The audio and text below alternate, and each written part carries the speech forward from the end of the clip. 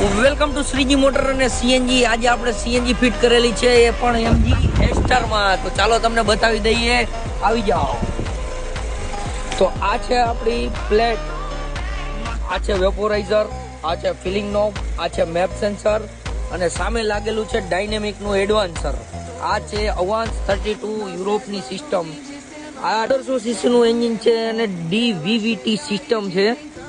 આ manual transmission ગાડી છે અને આમાં કસ્ટમર હિસાબે આપણે સીએનજી ફિટિંગ કરેલું છે. તો આવી જાઓ, આપણે બતાવી દઈએ.